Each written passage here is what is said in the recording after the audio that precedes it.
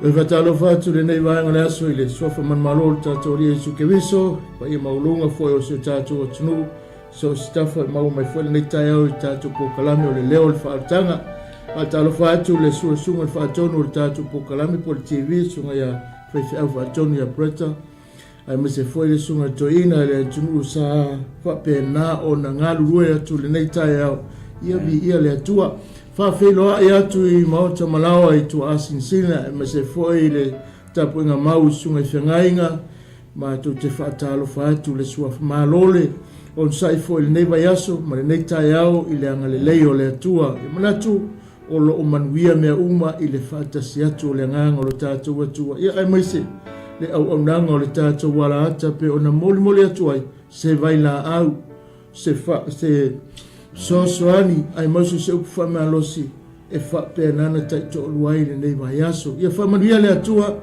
I le nei tai au I le soina o le tātou pokalame pe o na tātou iai fo I le nei tai au I le suafo Jesu Keriso. Ia, tātou amata I le nei tai au I se tātou te talo. Ia na tātou whawa o le tātou pokalame pe o na iai. Amen. Hallelujah. Foi lava le inga ia te oele tuolo mātou tamā. Mātou wala au I lau fio le ni tae au fau. Hallelujah. E vi ia lama oelo mātou tua ona wa e whaia mea si. O mātou malei fua mai I whanunga le lei o le ni tae au. O mātou wa aia fōlingo le ni yaso. Na mātou whapei fo le a whawhetai tele lo mātou tua. Mātou tatalo I lau fio tamā. Lo lau mai aloa nganga pa ia le asa auni lau whanau. E tuftufa ina lau upu. Maua ni anganga ia ina lo finangalo. E mātou wala au I lau fio, whamanuia o e tamali ni tai au. Le alu o lau upu, le alu o lau tala le leile lalulangi atoa, ai le ngata I leo so mātou atunu pele o samo. Whamanuia le lato whalongolongo le ni tai au, whamanuia I lau upu le ni tai au, iai lau whaunga ia te ima o nei, o le awana tu ai lau fi au le ia alu male mana, alu male athi o le anganga pa ia lau. Ia maua ni anganga ia ina lo malo. O le titalo lea no Yesu. Amen. Amen. Ia, alo. O le taeau nei ma te fia tala noa se au tufa pe o le ia e tali atu le wala au o le atu tusa ma le whao le tanga. Amen.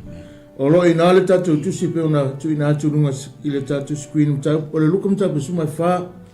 A o lo na whai pe sulima se o lufu wha. O lo o e whaitau nei le mnemta au polo o whape nao na tala noa whawhata oto Iesu se tūlanga o le tāua o le mea nei o le wala auria o se mea wala auria o le tangata ma le talia ina le tangata ia po o le whaonga ina te tau o le whatūlanga ina o le wala auria I so se teimi lewa e mai se wala auria te tātou o le teimi whaina e te tāpena I mea uma e te sa uni foi se e lau tapenanga a whea pe mai se walauria o e o tō whinga le walauria e te tapena I mea umana Amen. a ole I le mataupule atu sa luka mataupu suma wha o lo o tala noa Iesu I le tūlanga o le tangata e tusa ma le wala au mai ma le talia ina ma le utūlanga I te tonu ina ia Iai tātou le mea tau o le loto mawalalo e talia I le wala au lea. Ila ia maua e tātou le winga ma le ano ma le tāua. Po le ale winga le waleina ma le au lea tua. Ia po le ale wala au lia. Na mai e le ekalesia pe na mai e se ainga po o se wo. Ia su mai a whai oi mamalo whalongia le manto po kalane. Ia o le manea ia le toi whamanatu Iesu ni taupune. O lau sa haune te alu. Me momoa o lau tape nganga. O lau preparation I tāua.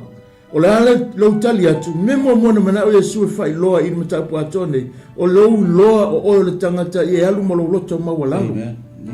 I e alu malo loto whapenana. Awane e alu pe o a o le tangata whaalolongia o te lato nofo nofo le luma. Ai e tino tilo e whai tau e nemtapu. E se fo le mana ia. Lala tatu tala noa le aso, lala winga le wala au le. Ia lala fai tau le tatu mtau pune fai pisulum lima se o lufu wha. La tatu tala noa iai.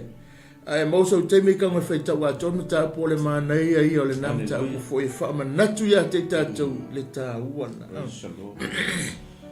Ole tau pesful man falam fai pesful man lima. Ole tasi o e na ta oto e ai mai ia. Ua whaalongo ia i name, o na whai mai le o ia i ante ia. Amu ia le ai le malo le atua. A ua whetalai atu o ia i ante ia. I nā sauni e le tasi tangata le tau, le tali suanga tele. Na tala i atu fo i e ia i tangata e tō tele.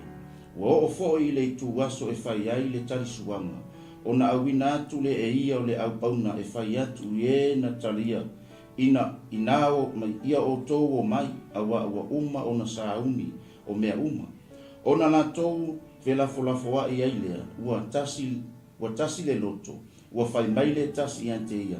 Ua o whaatau le whanua e ta tau ono o watu e mata ai se ia e whapea ia tuu mai i ante a. Ua whai mai fo i le tasi, ua o whaatau povi e lima ni ta ilua. O te alu e whaafetai e whaatari ai, te e whapea ia tu mai i antia. Ua whai mai fo i le tasi, ua o whai a wā o le mea lea, o te le ma whai ai o na alu. Ua anu atu le au na, ua whamatala atu i le, ua whamatala atu ia mea i lona ali, o na tari ai lea o le matai o le ainga, ua whai atu ia i lana au na, i nā alu ia, vave i ala, ma ala atua o le ai. Ma ie au mai i nei ni ie matitiva, ma e mutu, ma e pipili, a toa mataumaso. O na whai mai ai lea o le au na lea li ie, ua uma o na whai o le mea na e poloa i mai ai, a e lei no foia le whali. Ua whai atu lea li i le au na, ina anu atu ia i le ana tele, mama ngā ala, ma ia pulu nau atu, la tote o mai ina ia, tumbu lo ngei whali, ta upe lua wha.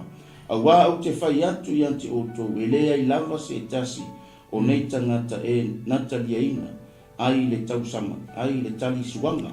Nei? Amen. Amen. Ia, ia le atua pēna e whaalongolongo mai nei tae, o ka se manga e whanata. Amen. To le tala whawhata o toro whapēna, ana whamatala mai ei, le tūlanga pe o nei, le tā ua lea, ma le au ngā tele o le mele o lo tātou loina, o le wala au o le atua pe o na wala au ei. O le whamoe pena e whalonglongo ei. O le whawhita uli lea li ani maima le tele o le mea lo tupu ma le mele whamatala Yesu. Whamere tala i le whaipasuma o le tanganta sa nofo i le lau ai Yesu. Na wa ai whaale mawhau i le mamalu o le malo o le atua. Ai le lopo le alanga le whainga e whai ai. Le lopo le alanga ngai oinga po le alanga tali atu. E tusa ma le wha moe lea ua nofo i tatonu. O lea lau na o mai e Yesu pe o na tala noa. E tatu tusi neta, le tasi tangata sa na ta oto e ai mai a ua whaalongo i e nā mea. O na whai maile o ia ia te amu ia le ai le malo le atua. O longo winga e te tau le tangata mai le tala ia Yesu ato a tele tangata na te ena le wala aulia. Tele tangata na ave ele wala aulia, tele tangata na momori ai, lea wala au ina ia whapena o le tausa maanga. Na ave tala whawhata oto na whapena, na ave tutonu le whaamoe lea, ina ia manuia, le tangata tusa ma le wala au a le atua wa au mai.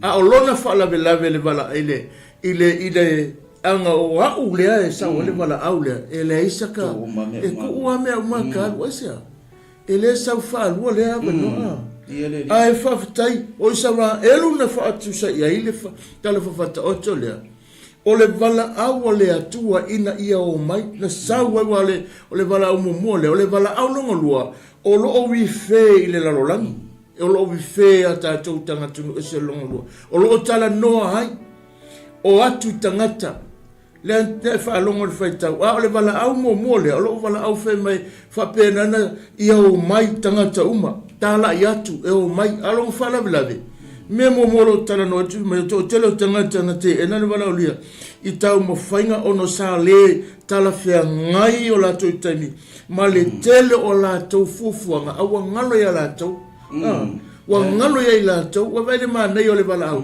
O le vala au lia le aise tupe totongi le aise tau. A o le vala au e wha pena na esa utalia. O le lao ai wa tā pena, o le ata o le wha o la tanga. Ua tā pena e ke viso mole lalolangi. Aina whaia e le atua e mo Israel.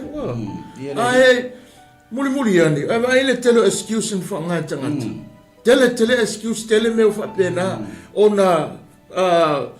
wa ave ye lo la to fa mua wa ave lo la to temi o le tarianga le tupu temi ne ia se mo si la no a le kele o ava no se mo si temi a le kele o temi o le ke kilo mal tele o excuse fa nga mai ile tusi de por tala fa fa otto le por fa tusa ile tanganta fa mai le tala tusi po yo tangata sa ai fa tasi mai yesu la ai wa le lo po le ala na me fai mana tu natu pole a se fenga fai ele malamlama o e on fai sona sao fia pole a le fainga pole a le awala e fai sona sao ile malo le atua amen le ala na tau fa matala ma tau fa na tu fai mele fe pasmo le ono ngai nga sum le ono fumo a mo feta la ia to ia jeia na sa auni ele tasi tangata le tau le tali suanga tele na tala ia tu fo ia tangata to tele foi por cima vídeo wo fo i le tu aso e fai ai le tau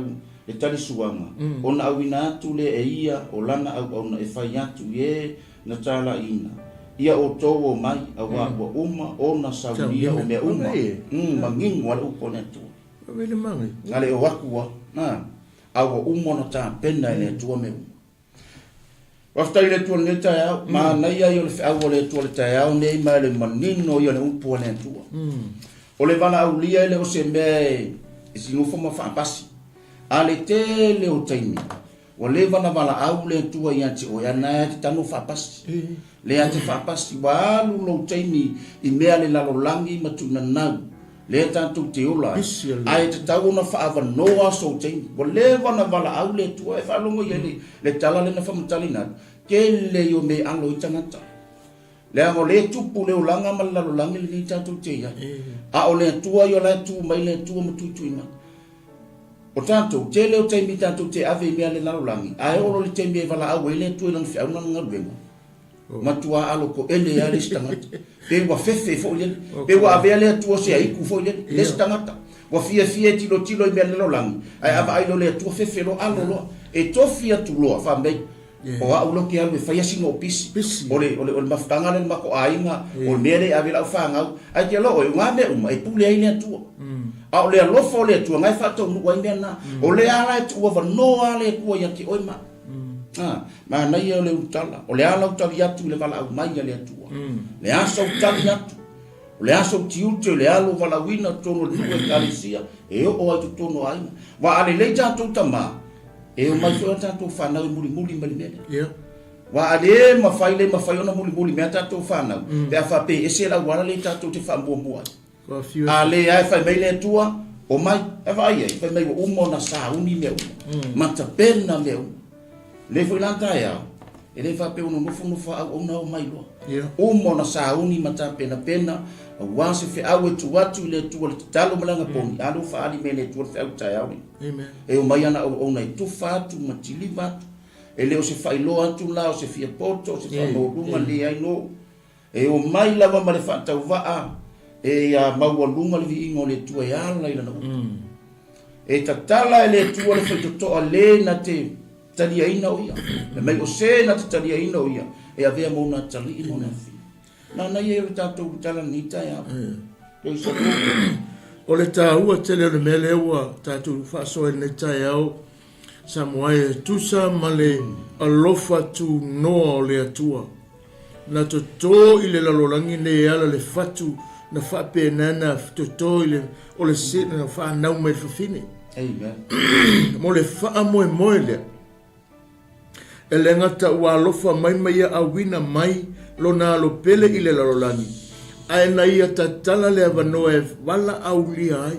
Langa e fio mai le li. O lo whape nganga lunga le kalesia e tonu. Ai maise iu taia na whaata nu mua e le wha moe le atua. E le o mau tonu tangata. Ai ona tapena le atua lona alofa silisili lea ina ia iloa le tangata o le vala aulia le atua na awina mai lona atali pele totas. Awa ele i whaia Yesu se sona taimi o lona ta mai ona le vala na awina mai ei se i whaatau nu le vala au o le atua wha mai ua whaapea lava o na alofa mai o le ta mai i le lalolangi le nei o lana vala aula ina ia o mai ele i vala au a sauma mai ni mea iau lima. Ele i vala au atu te sauma luu mai. Se oa ma se tama ainga ko kongi ei. Le wa umana pei e su le tau. Oma te tondi e le alo le atua le tau. O le mana onga le tustala po le tusi le neita e au. Ia ta tala lo loto i le vala au. Le ana tamu whaia e au. Whai mare tala tuspa ia. Wha pe na ona e watu. Pe ona whai tau. A ua whetare tu o ia i nā saunia le tangata le tarsuanga. Tele mantala i atu e tangata to tere. Ua o fwoi ili tu asa e whai e le tausamanga. Una wina atu e lea i lana au na e whai atu i e na tala ina i o tau o mai a ua uma na tāpena. Te lo o e sa moa e sere māneia. O le whao le tanga le atua. Ele kau whaapopo i eso tātou tō mai po so tātou loa. Ele isau ia sutu mai a te oe whapea ia tāpena mai ore mea lea, tāpena mai ore mea lea. Whaalongo leo po le atua le tai au nei, ua umana ia tāpena o le wala au whamere tala tuspa ia, ua wala au e o mai. Amen. Hallelujah. Le au tu ele wala le tātou pokalame tana, ia e talia le wala au o le atua i lana whao le tanga. Hallelujah. Umana sau nia peno fatu. Ele kau whaia sau. E ke le kau whaakalise au ale mene. Tatou ho nei lalo le tele rescuse fa mai. E wo nisi o whaapenga mai e malilia se ia. Se i maua male mea. Ia ole upu ale lesi le mea e se ta tele le ski fa mai e whaia so ale ali. E whaia so. Wa ele tau masina se tasi malifinu ngalo le atua. Ele pule fo tatou i le atua mo lo tatou wola.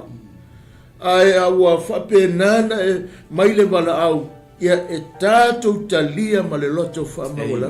Whai mere whapesuma whetu saulo ngā aru. Whapenana au mai lātou walaulia. Awe walaulia o mai wa uma. O le tāpenanga le whaoletanga. E le aia masisi mea na toi whapopoi. Amen. O le fio mai ke wiso le larolangi ma liu ma toi tū manu malo wa saunia mea uma. Nauna e sau whamaitala tuspa ia e tau tino Roma sfuru.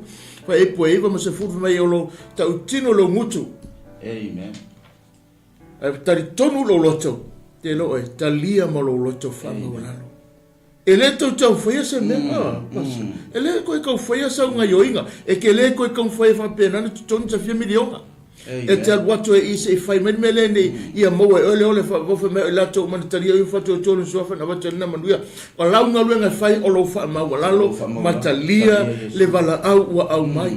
A o se whainga sau, a o se manatu te whapopo e le ai. E wa uma kamplile leile lea le whaarotanga wa saunia e leise si mea. A wa te whaalongolongo ia o onga lo vivesi nei. Tele ne mea whaalo ai ai. Langa i e lo wheme o na aso ngatai e o mai ei. Tele o profeta e o mai malata wa o onga e tau whaase se. A whemere tala tusi a Tesalonia mtapu mu whemei. Awa ne i whaatanga ina lau whaalongo ini a o onga. Ia maulo loto. Amen. Ai la vala aude. Olo o atangia mai ai. Olo o matua tele tangata whai excuse. Hallelujah. Praise the Lord. Ia le tua. Ma na ia i ole whata o tonga o le wala aulia mai le tua. Ia. Pei ona ina au mailo na alo Yesu ke viso i maliu ma whalama au le santa o peona tau mole tula na au ona. Le mana ia i o le ata lea, a o le sifai longa wa aia foi lea. Lea lofa tu noa lea o lea tua lea e mori me ina na u. I anti oi ma. Tano la e whaatanga lea tua i wala au lia lea nganga pa i o lea tua e nofo i anti oi. Ona wa aila i le manuia matupu ola mea tantu te whai. E le ngata e le aise polonga, e le aise tinga inga, e le aise mafatia. Ana o le oli e punga i anti oi pea e nofo e whaaba noso teni. A whapeo nai whaavandolo teimi i mea whale a inga maisi mea. Ia e tano e whaavanoa so teimi mo le tua. Ia e wala au lia le nganga pio le tua nofo tonu i ati o e peo na Fai mele upo le tae au le nei. O le a le tali atu. O le a so tali atu. O le vala aulia le atua. O le tau alanga i le upo le atua. Le amo le alufa tunu o le atua. Le ana mafu ai ona au mailo na alu Yesu Keriso. E maliu ona oima. Mailo lo male se fufa ipo e fai mai. A fai e tau tino lo ngutu. A fai e tau tino lo ngutu le ali o Yesu ma fatu tua i lo loto atoa. E toe fatu ina mai le tua na ye woti. E faula ina e foi. Fai upo e se fulu. A wa o le loto e fatu tua e o mai ai na ni to. Ma o le ngutu e tau tino ai. E o mai ai le ola. O le loto te fatu tua i le tua. Tali tonu ai ma fatu tua i le tua. A le ngutu e tau tino ai e o mai ai le ola. A faila le tatu te tau tala i le suafo Yesu. Ma e tanga e whaatanga Yesu e avea mali ma whaola nyanti oi. Ma e tanga e wala aulia le nganga pa i o le tua i le telo teimi. Walava ia na teimi o whaalu mea le lalulangi. A e tanga e whaalu lo teimi mo le tua. Sa uni ma e tanga e susu e le thiono pa i a le tua.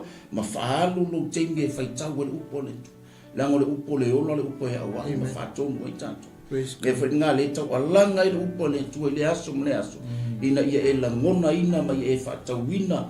Whaatau ina le wala au mai o le atua i ati oima. Le aso tali atu. Tali la lea.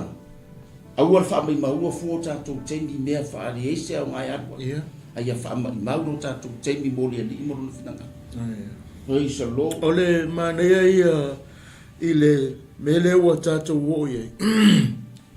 Mole tele o tangata, tele o tangata whaitiu. Awe isi tangata nunga Facebook. O pa wale mea la whainga luenga inga ia. O le malama le tai au, kango ke fongi ki, su e lo mea e mawhai o na whaitiu.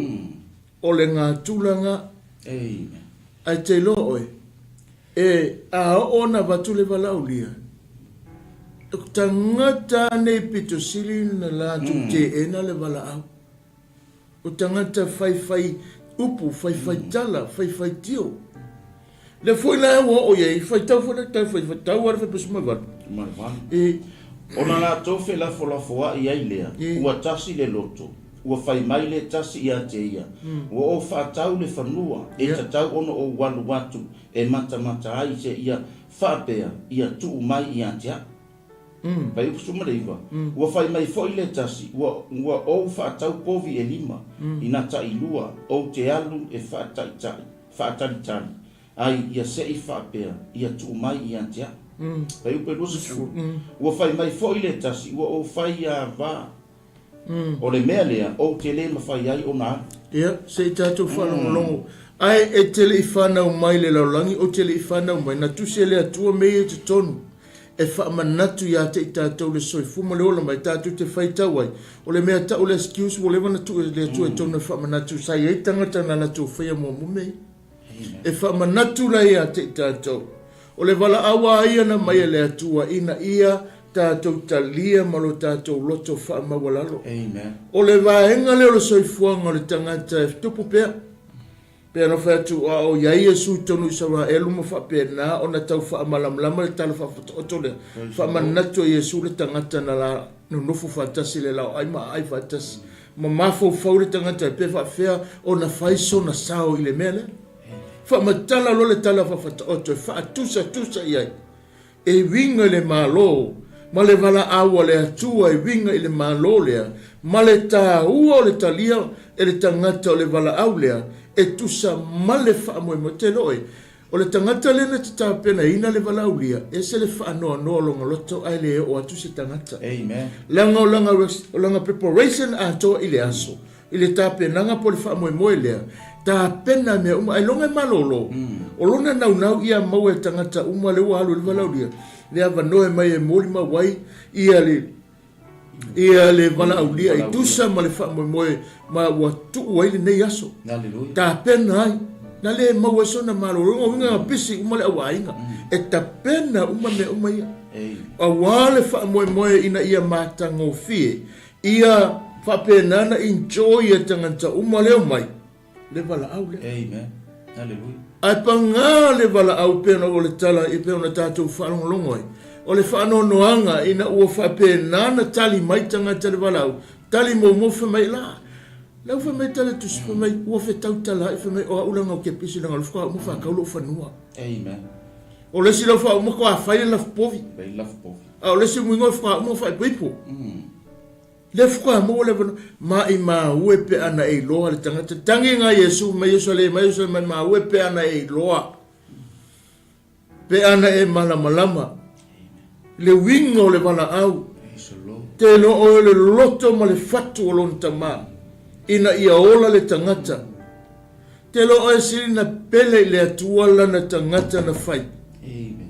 e mo ia lofo le atua I mea umwa na tulo ana fofuanga e sili le tangata Amen. e ua le loloto ma le telo mea onga tangata e fai a te loi e pele le atua le tangata langa o le paua le mea na whape nana ngā yo iai o na au e whaatau nuu ai na whaahi ua ianga ngā luenga ana fofuanga mamana na whaahi ua le tangata na whape nana ngā yo iai o na au Praise the Lord. te loi so se tangata e oe a tātou le tūre tino oi se la le whiwhie so ua talina e whana wina Praise the Lord. a kangi melo wa kale ko te whiwhie whailaka suwhanga o le mea reka ke mawa ea kau o loka loko whiwhie ok o poli o a whia ke mawa e whai ia le la whatulanga ta pena le lei sao nia ina ia maua tangata umare whiwhie I le aso lea Amen. te lo oi whapena le ata o le wala au lia lea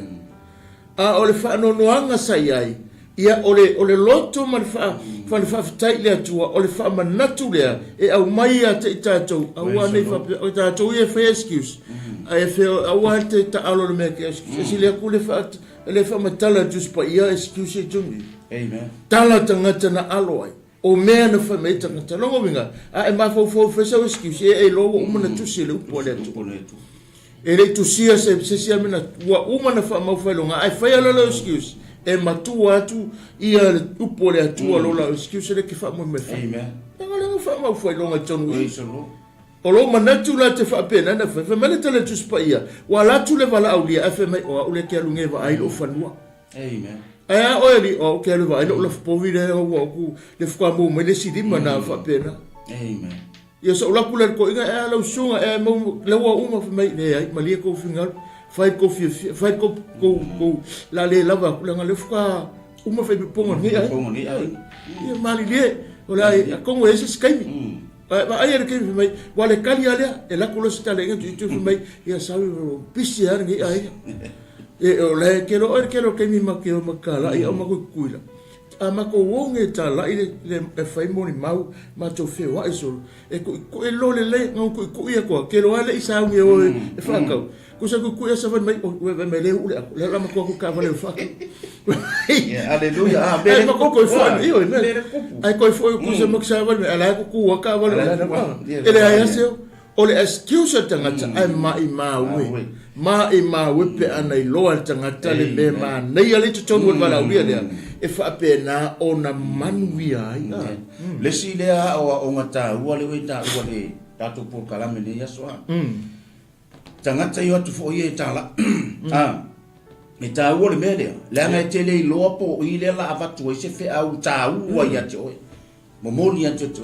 Aua la ke fe se alo fo ile te alo. Le anga o le umona fata o tolu tu spa ia mea uma. Ai tango la fa tanga. Ele lo ka kupunga va ku se e afio mai Yesu le la taimi masitia ka ita ma momoli mai se fe au ta ua se me le nei. Ia yo la se ka la iva pe mia. Ole ako kupe le fia. Ole pusa me ai le fia. Ale ai mo fo ke enga me la ngai foi ke le lo a wala fa mo dianga le tu. Usa le go aku kamaka. Ala wai ka kongo ka vale me e muri mai. Ale la aku ngaka. Ako ke enga mai. Me la ngai fa ko. E ke le lo a wala o le tu. Ya Italia ka ngaka fa pera. La ngai ka ku ke le lo le ke me sa wali fa mo dianga le tu ya ka ko. Pe fo ila ngaka ko ya ko ka ko ka.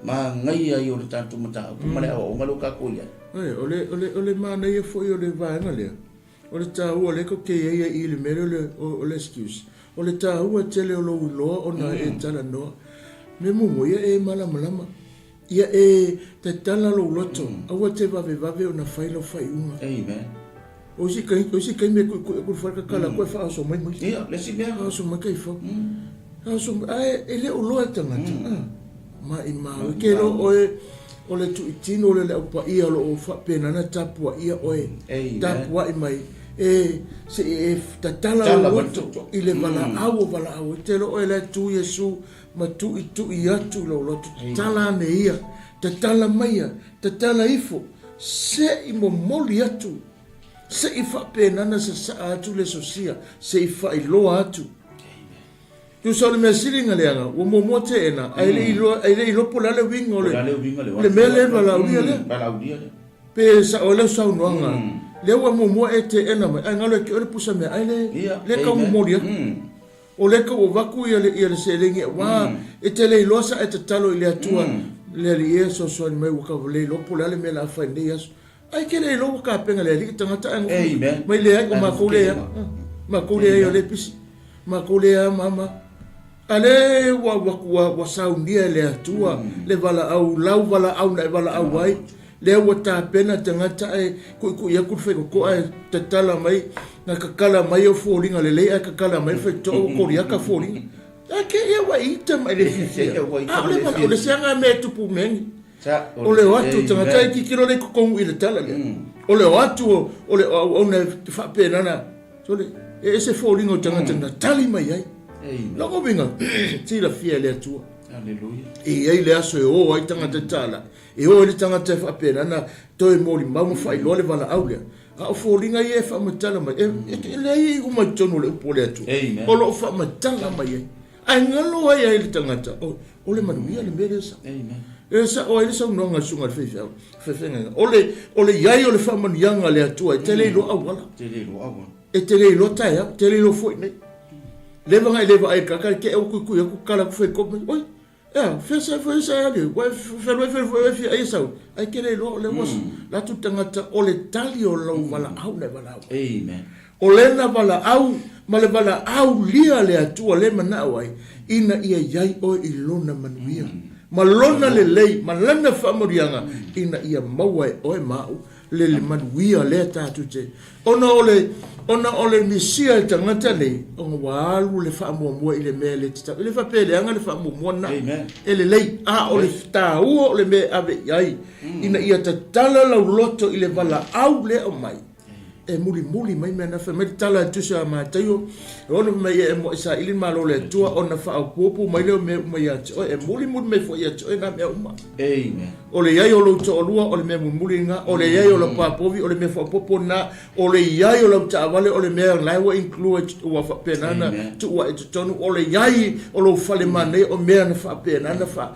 saua tutonu o mea la vale tas ina ua e whaamua le atua ilana wana au e o mai fo ndea tonu matato mai o me umanga leve o mai tonu lea le vala o lia lena e talia ai o ia fai marima faala e te sawai fa tau nula na vala au ai muli mai manuia mai e muli mai fo e fa popo fo ele atua na ia te o e mo isa ili le maro le atua o na fa o popo mai le o me na ia te o le iai la lo tolua o le iai lo taavale o le iai lo fanua o lo iai le nei atonu o me whaapoponga mai le atu e leo se mea na maua tātou o le whaapoponga lo na lofa ina ua tātou whaatau nuu le wana au le amen praise the Lord mana ia i o le tātou por kalame mele o le tātou whaasoa o mea umai a tātou te whai o le anku umai tu tonu por kalame male vala aulia le tua leo vala aulia i tātou le fo whakawhia mai tātou ni usila o le polkalame a ia lea ma le plana le tu a fai au ila le tala i le tua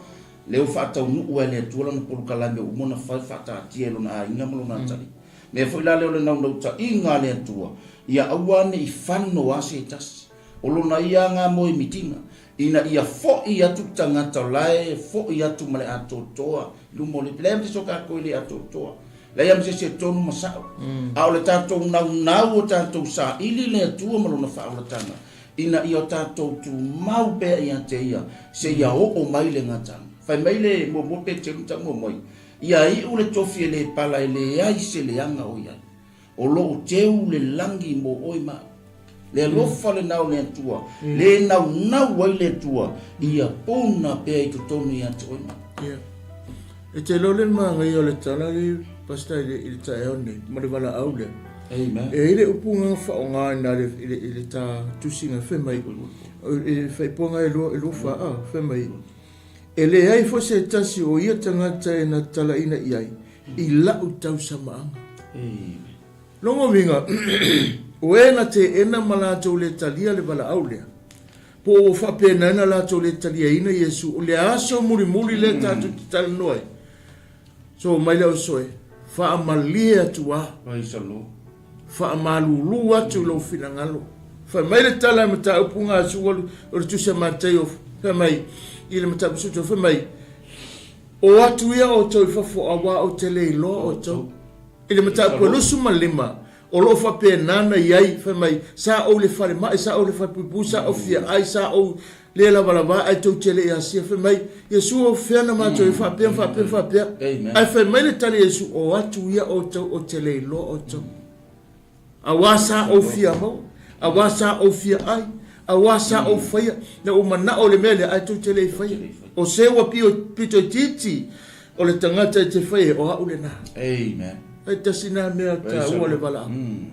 E misi e ate oe, whatau wae ate oe tangata umaila wai. Ai ngalo e ate oe, a le tala noi e. Tasina wae ngai misi e tangata lana le wala au ia le. Ma whai mei au kere roi. E mua e ti tiro le tangata le anga. Ma le tangata aisi le wale tere pape. A seo ki ngā maka ai kuso. Ai ngalo e ate oe. Whai mei le tala Yesu, se ua pito sili o na whatau waa. Ile lalolangi le rei. O le tangata na tauna e whaia iai. E ka kaunga e whaati noa iai. E tusa ma le wala au. Leango lesi lea vaengo le wala au ke miso. Amen.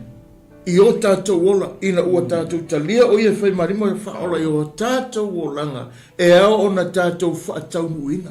Lona fina ngalo na ina ia wha amanu ia aile atu ia te tātou. E sa le maanga i o tāu ate. Tasi lea vaenga tā ua le wo iai. O le vaai foile le vaai fale tangata e tilo le tawoloa ma le tamawai a le mana ia la fata oto Yesu le fai mai o se au pito fata va o se au pito ititi fai mai o ia na valena fai foi la male songa ia te oi ma au ne fata va ia te tato le amo nana e ui mai ai le vala agua le tua ia te oi ma pe fa pe ilo lofa pe te le, pe la titi, pe te wha maoni, pe te le wha maoni. O le si awala le nā nai ui mai ai le wala aua le tua. Awala wha pena, e ui mai tangata wha pena. Ai aua ni wha, a le ai fo se mea, au ni wha isau tala. Wale te leanga o tātou, e le se mea bea. A o kala i tō wha, di mau fo i mai o tangata. Ai te leiloa e oi mea na, te leiloa po lai e le atua, te leiloa, le am so kako i loa. A le se mea alu ai. Ai lo le leo se mea ko ke leo ka. Ko ke le kalama ko fe. Ke le ko fa ika. Ole o fe ngaruenga ole ya mama. Tu walo si sila le tu ai ia to inga tangata a o le fatino ina o le lo fe me Yesu mangi foi na tala mta ko lu fuli ma tu se mate. O ku yo ke le lo. Ma Yesu e afenga e o afenga. Ale ke fa ai vene ma na ia fatu sanga fe me o se o pito sili na fatawa. Amen. O le tangata o ia nga. Le singa manga yo le ta o lo tatu titiro to ai le bala au le atu bala u nei tatu o ai tatu o ke usano ta o ke usano. O isi e tangata pitu siliona lima mama. Amen. E lima mama ile o malta ma ainga o lo ia te oi. Ta tala lo loto. Ta tala e lo loto ina ia e anga le lei o ai tangata. Ele va pe fe atu po kalame ai la kola wa kele fa solo ako le o le faati no ina o lo loto o le tato wanga tula le fa tangata tato ye o le la baka ke mega ko e tata una fa ola ina tato tangata fa ola mo tato nga tula le ngo le i o le nga tula tangata ne nga kula excuse o la tonga tula yo fa o mo na tali mai awa ngana ila to o le tangata le sa le vala o le tangata man wi ai. Velo fai por isso mantas. Fai por isso mantas inga. Wa lua tu le au na wa fa matala tu ia me i lona matai. Ona ita ile o le matai o le ainga. Wa fai atu i lana au na.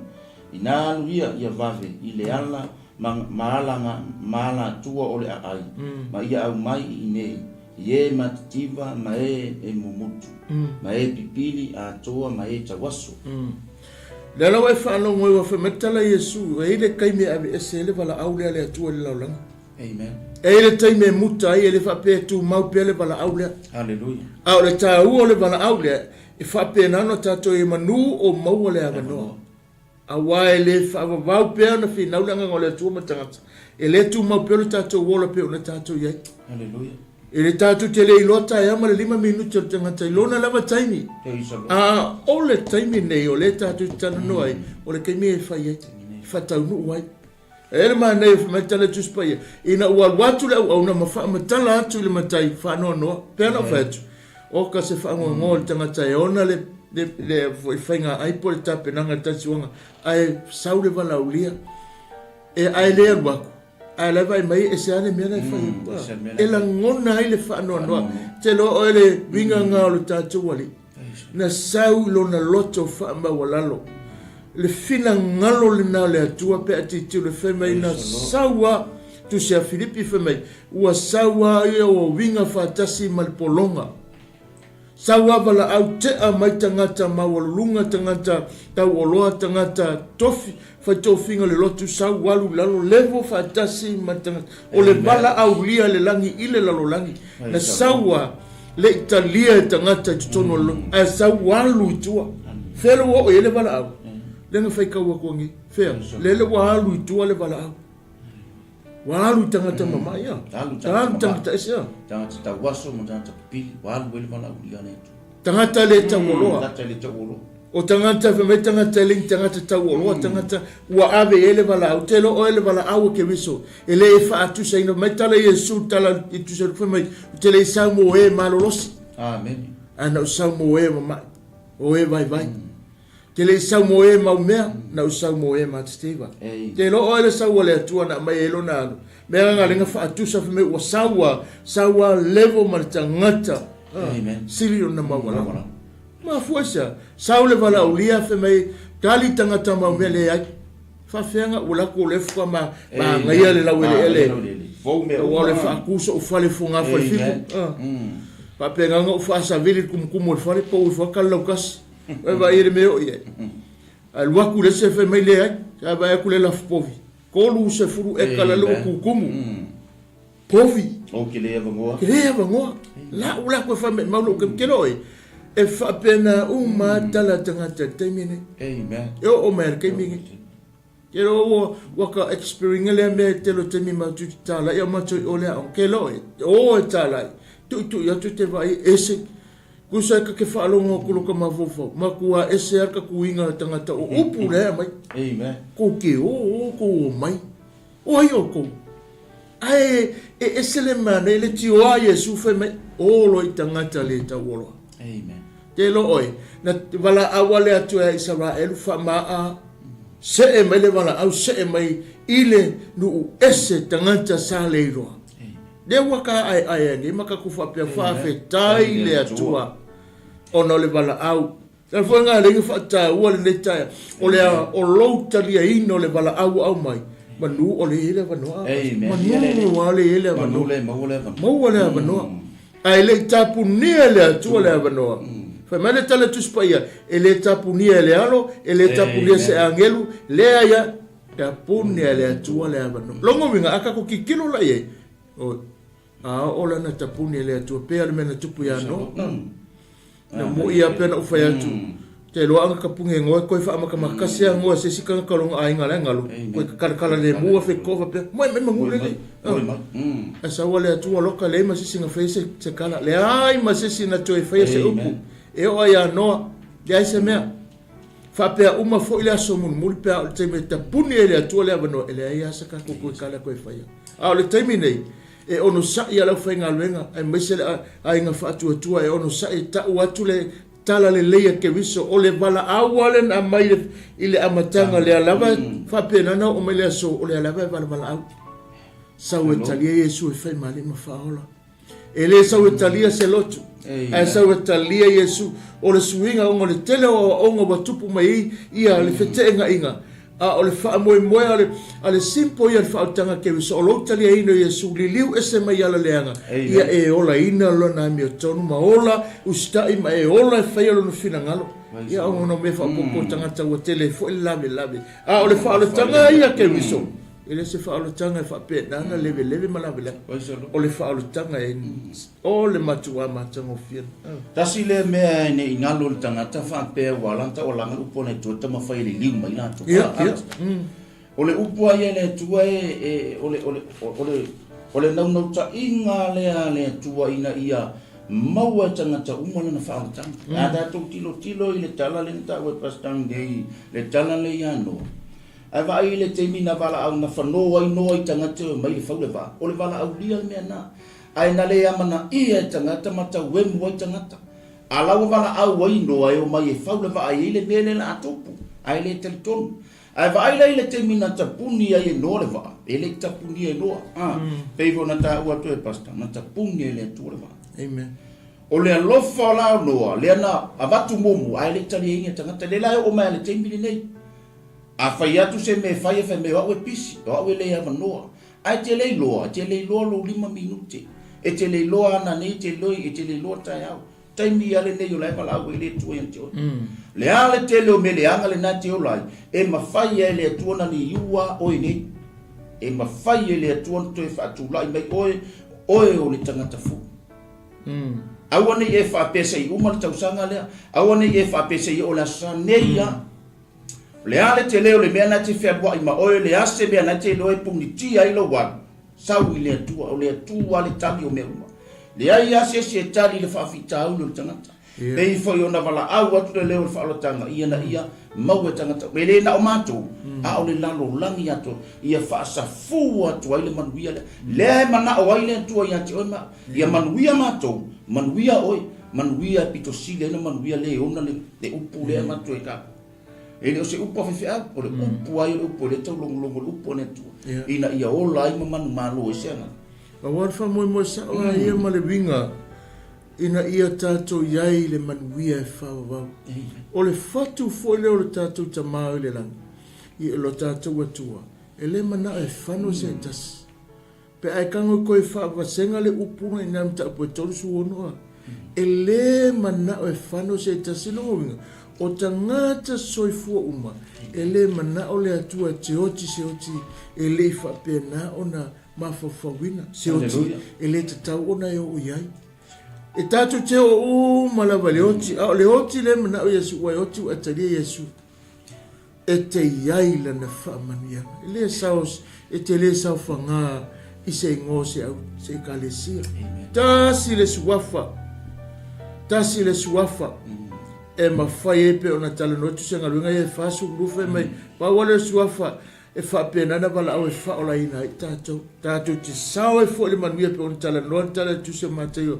O ia o le whaitito o le ala upo moni ma le ola. E le sao atu se tasi tu se yoane. E le sao atu se tasi. Nongo winga o inga tātou te tiro ie. E le aia se isi na o ia lava. Pe whaila le nei tae au. Amen. O le wala au na le atu ia o tau o mai talia Yesu e whai mali ma whaola i lo o tau soi fumo o molo o matou wola. Tātou te, o le mea longo lua, tātou te mana tu natu ai, tātou te sawa vali e, ma tātou wola ina lo na whina ngalu, ma tātou no nofo manuia peo na tala noa le sunga le whianga inga. Manuia o le alena una o ile atua ia manuia ile tangata. A wao le aso mu mu me o atu o te leilo. Ai alu foi lá no tau po fitu tu se Mateo foi por isso matasi lo fa solo foi merita la Yesu. Yesu e matou foi va venga. Matou sturi te moni matou fa ma me Yesu o ke leilo. Te leilo la va o tau. Ma fai na tatu ngalu e fai me uma nei. Tono le ngalu venga. A o lo tali ai ne Yesu. Pa wale le tali fa me Yesu o ke lo la oi. Ai se na e tali ai no e tali ai na. Ele o se ngō se lotu, ele o se ngō se whala putonga, ele o se ngō se tangata se alisiri, a o le ngō Yesu ke viso. Ma fua ina ma, apa mai tana tuse ale, a ma te whai mai, o ti lola salo, o ti le mau oa, a luloi.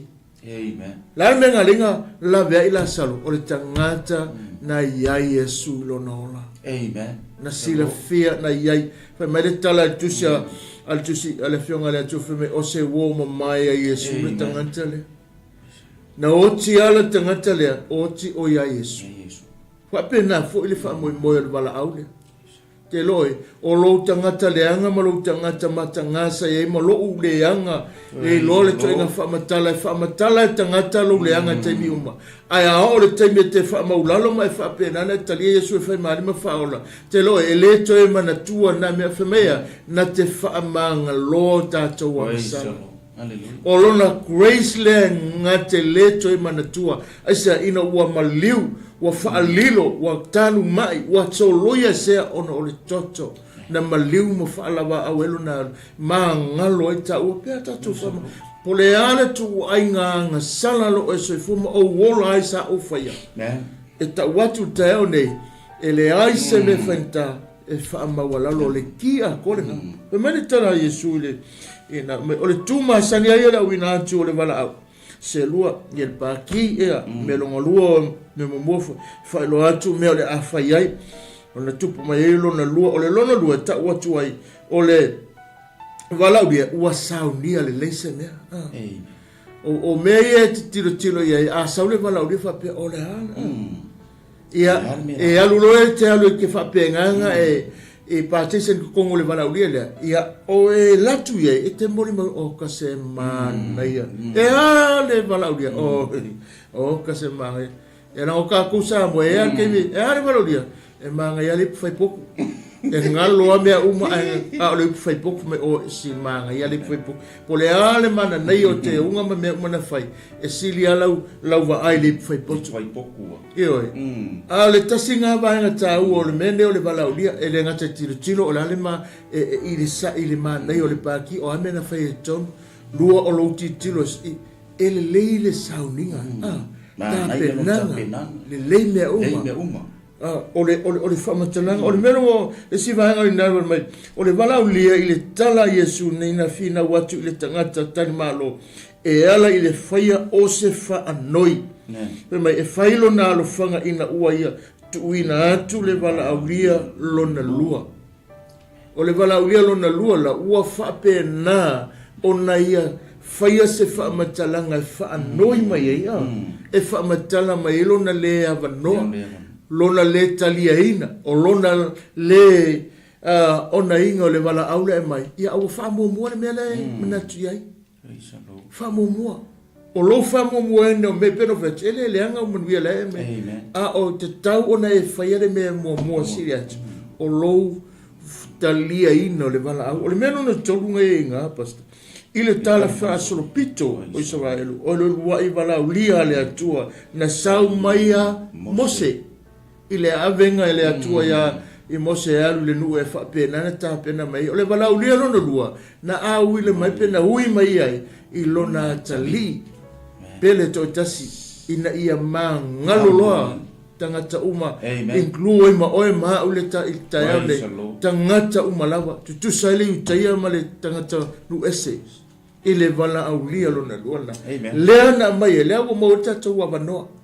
O lato umantalia o fatu tolo sofa na watu na manuia talia o ia famali mfa o ore temi no walu le wala au longa lo mele talale ale so o lenga feme alu e fa penana mele talale matai alu ko e alu fa penana wala au dia alu lo mal wala longa longa i lo tasima le lo fa mon mole a pasta walu wantu le au ona ua fa na tala tu i mea i lona ali ona ita ile o le matai le ainga ua fai atu i lana au auna. Ina alu ia e vave i ala ma ala tua o le ai. Ma ia au mai i nei e matitiwa. Ma e mumutu ma e tau wasu. A toa ma e pili. Ia vai. Ona fai mai lea o le au auna lea li ie. Ua uma ona fai o le mea na e poloa i mai ai. Ai lei no foia le fali. Ua fai atu lea li i le au auna. Ina anu atu ia i le ana tele. Mama ngā ala. Ma ia pulu nau watu. La tau te o mai ina ia tumu lo nei fali. Te lo oe sa moa le me io. Te lo sa moa le me piko silinta. Te lo e o mai le teimi dei. E le file mu le loto le tato wali. Nau mai lava te lo oe te lo tangata le fioti mose o tangata le italia ina Yesu. Le la foi le inga una ina i tato e le ngango le ali e tato te o e mori mau ta watu. O a upo e lafo mai po ata le whai mai tātou ono sa i le aso le atua la ngai mai e tali atua i le whaasea tangata ai tā u lava le whiau. Whai mai langa tala o loo pulu nau nau le au auna o le ata leo tātou lau whainga alvenga. Tātou toi o. O lawe wha iloa. O a me o wha pena toi o atu e whai o atu. Pulu nau nau ua wha pena na tu i ele upu lea. E wha matala ai ua tafe mai te tonu o lona fatu, longa loto e le filemu, le mea ta o le alofa, lona alofa lea. E nau ina ia iloa e tangata lana pokalame matangofi, mai nau ia iloa e tangata uma, lo loto te le mana e whano se tangata. Le pulu nau lea lo o mai tebi nei, o lo whapenana na nau iai, ina ia tau atu. Le fuenga abe le au tangata mamai tangata whapenana le tau o loa. Tangata nau ina ia whaatumu o le wala au lia. Amen. O se ava noa. E kai me sa o le wala au lia le mwhaina wala au lia o e whapea. E tawali wala au lia la inga e me sa puka ikari inga le. A le wala au lia lea. Lea. E sawa le tangata matua tau lava le tamatitila ititi. O loo anga waa le wala au lia le na. E lea whaatu langa ina. E le se me fa pe mai le bana o lia na tangata matua wa fa pe nga me la langi na toia ia lo fa pe nana fa malulu atu la le va noa ia o toia ia na tangata matua ia fa pe nana bala o lia o e te sumai se e mo wina foi le mele la ia le bala au le atu le ia tangata uma tangata ta woloa o mai tangata fa pe nana le ta woloa le ia le bala amen. O le pulu nau o le atua i lona alofa tunoa. Nau ia i loa e tangata. Le alofa wha pale, le alofa tele, le alofa matautia. O lona alofa le na tatala i le langi. Se i wha atino i le lolangi. Na matua mata uma le lolangi a o iai lona alo i le baha le langi ma le lolangi. Wha tau nuu ai lona fina ngalo le na. Te lo oi. O le vala au, o le tatala ina po le whaatino ina o le vala au. Na matua tatala i lunga o le sa tauro na. Amen. Na whaalau i loa uma i le lalolangi e le aise me tasi e le i loa. Na mata uma tangata uma. E le tau alanga ina na le vala au a le atua wana alanga i lunga o le sa tauro. Na e aise mata i tasi e le i vai e eisa. Le whaalinga o le leo o le waloanga o le alofa o le atua i le lalolangi na matala i le vā le langi man lalolangi na iai o ai lona alo. Amen. Whaatau nuu ai. Le ngata na whaangai oi le lawele ele. Whaatau nuu ai lunga i le la aulea. Se i o ai te loe. A o iai o ie tunga mau. Na o ale wala au ale whaola i lalo le tunga mau. Se i o atu tangata sa lātou le whaalongo ia ngō. Amen.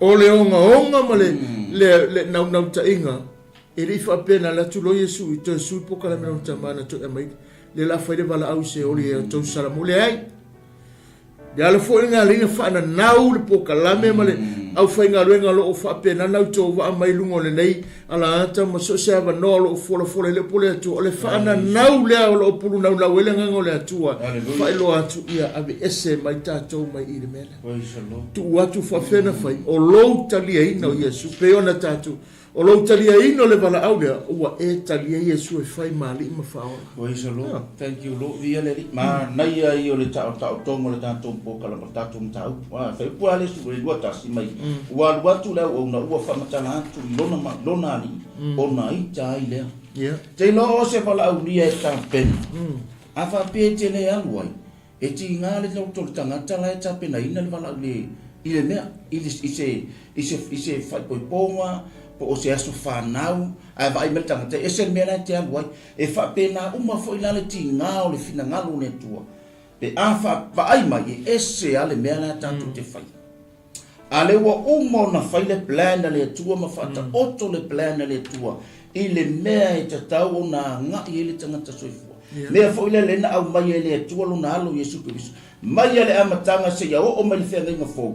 Mafu anga le nana o mai le turu na alo ua liu tino tangata kuku ona o lea lofa leo lea tua aua nei whanau se tasi. Mawha ile upunga i ngale mai ua puru nau watu. Lantou te o mai ina ia tumu lo nei whale. Mawha ile loto le atua. Le loto le atua ese le loto matua ia lofa ia te oima. Ia aua ni o tātou whano, aua ni o tātou se ese malana whaoratanga, a ia tātou tu mau bea ia te ia, se ia o mai le taimi muli muli.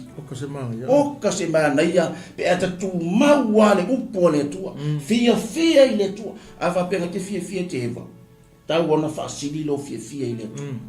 E le aia se fia sili atu nai lo fia le tua, e sao ma le mu, pe le aise me ai le aisa utupe, oli a oe i le tua.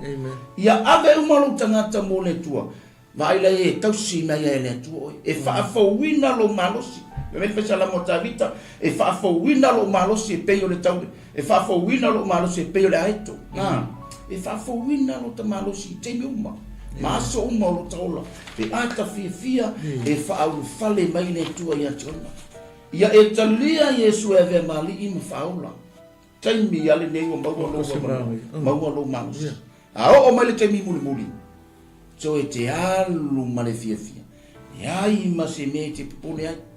Fai mo fia ne uma, fai mo fia nga luenga le tu. E ala na fai nika nga luenga le tu. Ke leo neo whao popo ma whamamafa i le tangata. A ole nga luenga i le tu o fai mo fia. E vaina le ta langa i upo le tu. Ia maua uma tangata. Le vala aulia le lo vala aulia e tatu le tu. Mai le amatanga, o mai le whenga fo. Au mai le tu. Le ala wali utino tangata mai upu, na tatu whalonga le upu. Le ala wali utino mai pe oima. Maliwa Yesu nunga santo. Mama, mai e ilo na tino. Ona oima ona tangata. Ese a whainga lea tua. Mana ia i o whainga lea tua. Te lo oe o tangata urua ina latu talia le wala au tangata teita i o lotu i tono i taia. Waisa lo. Ina latu talia le wala au. Ma latu mawhao ngai lea tua e whaire ngalwe. A o tangata nena te e le wala au a kewe soli la. Waisa. Tangata nena matua onga latu te inga ma latu whainga na whaiai. Le ana latu le talia ina. Ai o le wala au le tupe ona wala au ai le ngata ina ne ia whaatino ina tūlanga mai o le malea e pei ona au ina atu e le matai lana au auna i manga ala wala au lia i matitiwa lana tau mawhaanga tau mawhatanga whaapea foi ona au ina mai e le atua lo na alo i le lalolangi a toa po o tangata matitiwa e tau atu i le latou o mai le malo o le atua ma ua sau nia mo i latou. Te lo o le mena e se le manei. Te ena tangata ma walulunga, tangata tau oloa, tangata e fio mai le ali, sau alu lalo tangata matiwa. Te le loia te oe po le asa o e afa atulanga nga oe lo tangata, o tangata matiwa. O le tangata vai, o lea. Ai whawhitai nā mana ia lo whaatau wā. Ina wa utalia le wala au lea. Ma mata ngō whime wa sawa. Le si me mane me o le nemta utatu te whaitau ai. Whime o wheta lenga na Yesu. E te e atu pe sili atu ta ngata i tūlanga. Ai ia awa fo ina ngalo ia tātou le unga o le tātou loto mawalalo. Ma le osi tau langa o le tangata lava ia ose tau mawhainga, tau mawhatanga fia fo ilia ma lo tātou ali e le tai o na whetai ai mai eile, o whetalei mai eile tu ia te tātou e mawhatia matinga ina ona o le tele o mea, tele o le tala tuspaia, ma le whaalau te renga, o le tau samaanga le whaatali e. O le tātou te sao le si tia le kalesia ma le tape nanga o le tau samaanga leile. Whe mai tala tuspa ia. Mai le tala tusa whalinga whe mai e le to iai ase ti ngā. Au se loi mata malingi fo i reme. Whe mai o le a e langona o se no fuanga e tupu peale o oli. So loia e sea. O taimi whainga tā le kau ke whea ngai le laulangi. Lu i aku lea. Tau lea wha matalanga. Angi mal saviri le tu le mai le tusilima le vaenga whapenana whamei o la atou e ama. O le aso le tau samaanga ma le whana aulia le atua le wala au mai a. O le alvesiri, o le kei meu mai, se i longa whamei le tala whiwhiau, tātou tuatu neru tātou uso, ia mauso rano whamanu ia mai le atua langa. Pawala le aso, e tapuni lole nā, ia le wala au le li ilo soifu mo lo. Ai alu lava. Na alu le oi le manuia whaavau. Ala lava sau le wala au mo tangata le tutoe taimi nei. Le lava e o tangata se oli, o tangata le manuia whaavau. Ai alu pele wala au le atu. O le nau le na ma le whaamoe moe na ina ia whaatele, matele lava. Le whaamonianga le atua. Mei na tele i whai mai e tātou i lea la fua ise mea sili atu lona le lei. E le whai mai e su e la fua ise mea o mea nga excuse tangata nei. E le i whapena tala no mai. E le i whapena mai e su ia. Soli. A pia ku mea nga au. E tā hua fuai mea nā. A o le mea sili o na tā hua atu o le whaa mua le wala au. O le wala au na sa tatau na tātou ulanga o le aso le wala au le atu e sene māneia.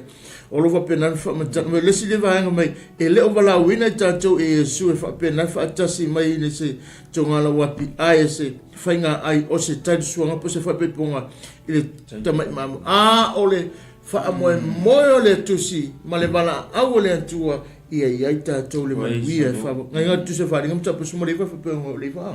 Wharinga o le whalinga lo mtapu e sfuru mareiva. Mareiva whaikoe. E ono. Pe a whaatasi e whaavau le atua malana ka le sia pele o i nai te iloa ai. Se whakai konga koma inga u whapenana pa. O le langona ngā o koma le keminge wakakaunga sui. Menga whamaitala Yesu ya koma ka lewa tele tama futa te le iloa lava. Te le iloa lava le atua. O lova ai mai ta ulo vai ngai le atua. Lewa o le na nau na pokalame. Fate ese le langona o toma. E fai singa fala le fo isi taimi I langona yo toma fa me sei longa ke o le langi. Wa ai ne tu ai no fifilinga. Langa e oti le tu fa pe mai ko la ko pe mo ile bele la ngelo lo.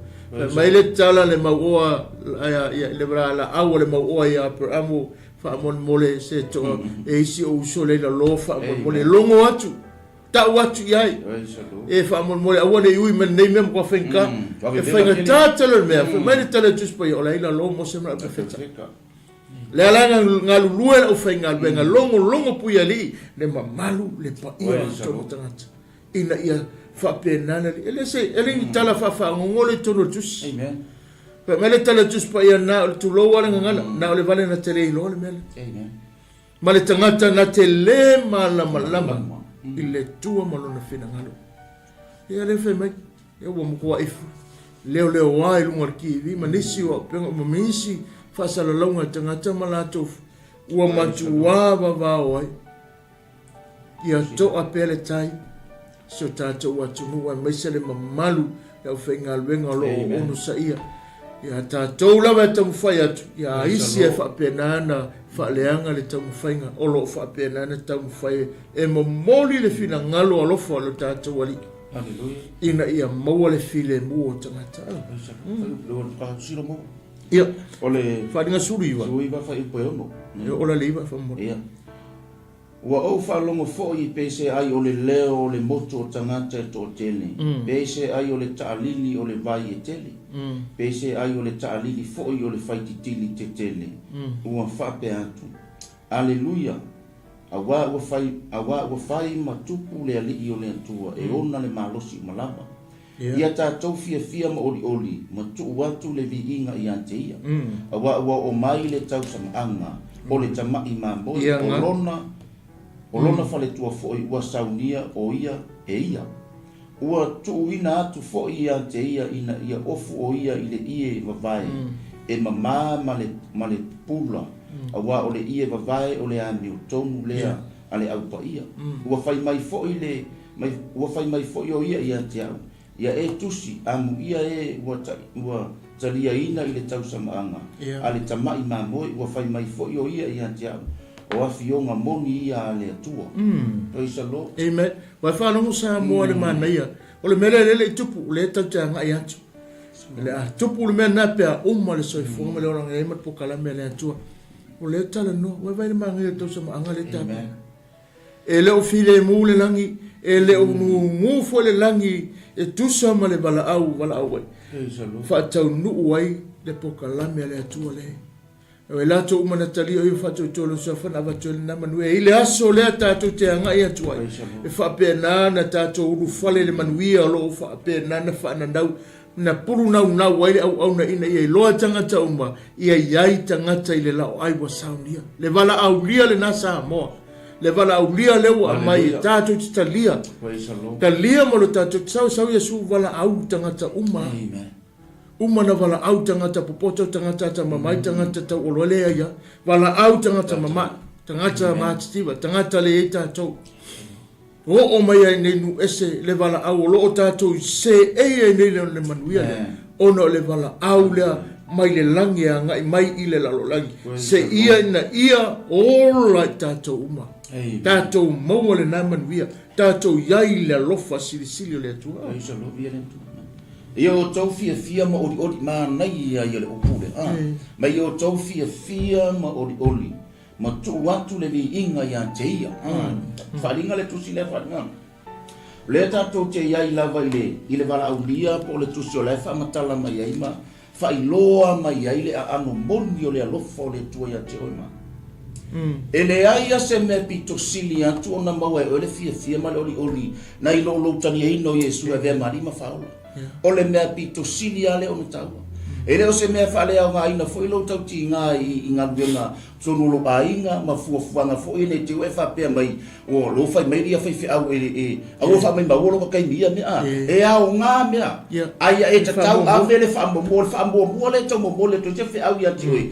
ia e loa avele whaambua le e ona ave e le whaambua ia ave e ilo whaambua ona e loa lea ma manuia ai mea na e te tāpena muri ai la ma lo talia ino le mala aulia ma lo talia ino Yesu e vea mari ma faula tele yo tanga tala tu te fai mei finka fe mei anga tu finka o le stanga ta tu fiatu lo ia e la uma ke ia le wale lotu ai le lo le mala aulia pito sili le ona taua le walu e ta mai le lei ma le matango fio le tu ai fa ya o ile la sa ke ale avere le Avel au malanga le fia o ele sa o ele sa ke o ele sa ke pe o la masanga ku na pe o le ale masanga ku o ele sa ke abi sa mo le ala ku wa alua a fa ya ke sa fa ile ma ku ale ya matua fefea fa tu le lotu fe mai mo le e fa in mario va kula sa mo ko la na mai ele su la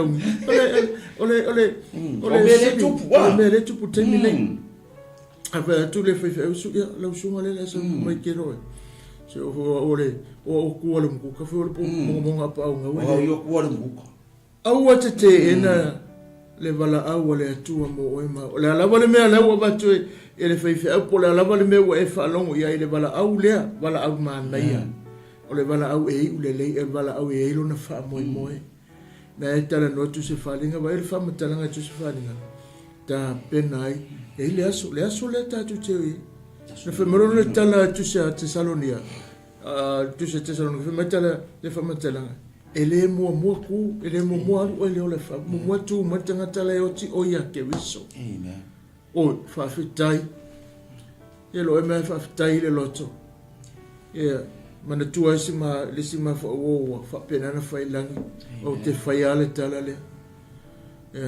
o te fa ta se mo e tasi o tama fo ina sosoni lota o langa falenga e fa pena e mua o ia wa loa o mali a saule vala au o fa pena no o mali ai i wata mako mua fo lai o le maneia la e ta pena o saunia longo vinga ma vai ele mero e tu sai le tangata la so fo ma tangata la e mali o le maliu la tangata me to moe amen lo ya ile o langa nei o kai eu o kai la o sai que va ficar o a ka o ki pe o le fine muna mapu mai o no le bala o ta ua sa wa etalia le bala au etalia so se tanga talia su me tala tu sia ala da apostolo Paulo lo con nitum ta pe li fa su va mai o se we ke wiso o le tangata fo yo fauta wa mavae me tuai o fa fo o winga nga le bala au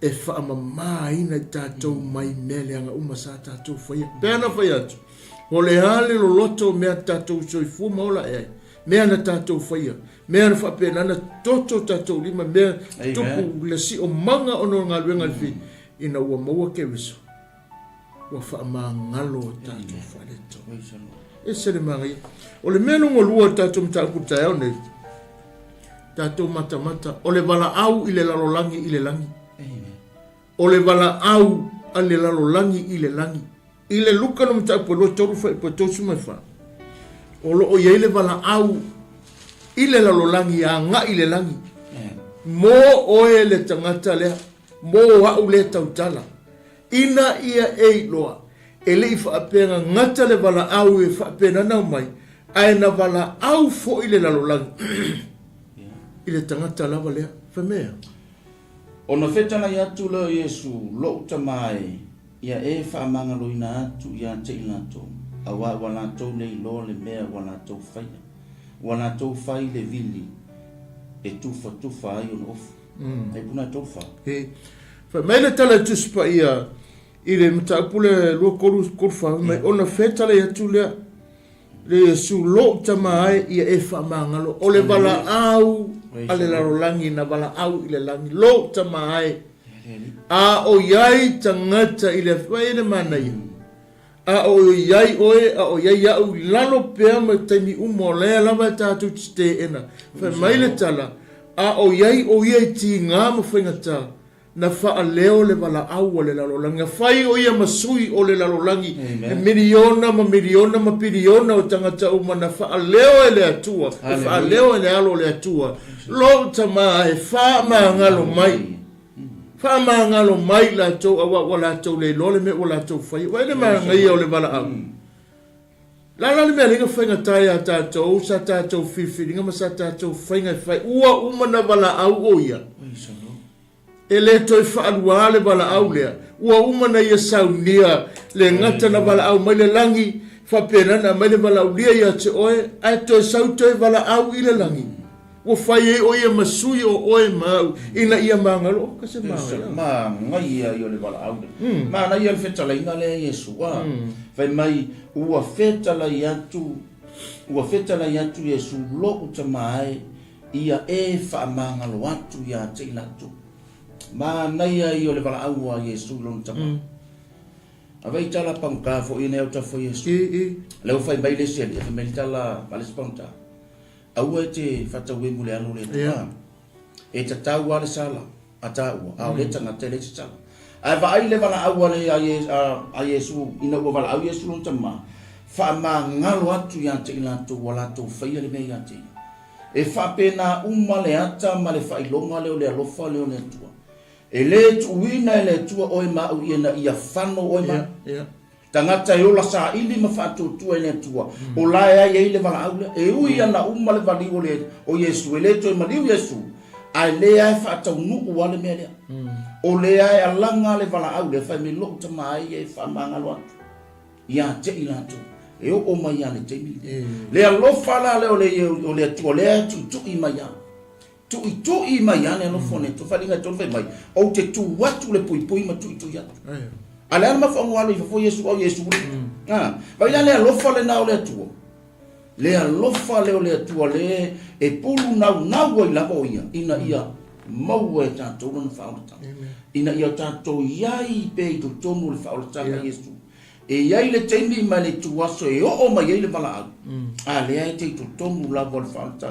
Yesu au ne e ese ma ya le na ta inga le te lo ya le fa se me fa le to nu e tangi le fina ngalo le atua le anga o le o pale ali o ngalu ngale atua a tatou se ese e alofa le atua ia te oima au ane langa tanga tu speve mai au ane i fano se tasi fa tu tu ia te ele au wina mai foro na lo sa we fa masino po ai le a o le anga le alofa le atua ia sa fanga tanga tau vai le mala ulia na le amana ia le vaenga ia mau oloa mai mau mea o lo le mala au ye matativa mai le tau oloa vai ele lo fa le tua e fa sa fu wale lo fa le tua e la mo tato le tino le tato te ia e va ai fa le tangata ai ole va ai le tu va ai le loto le tangata e tu tosa uma le va ai le tu ia te oima pe te tauloa pe te le tauloa pe te mau o pe te mativa e a lofa le tu ia te oima aia e loa le me tauna ave ai lau fa mua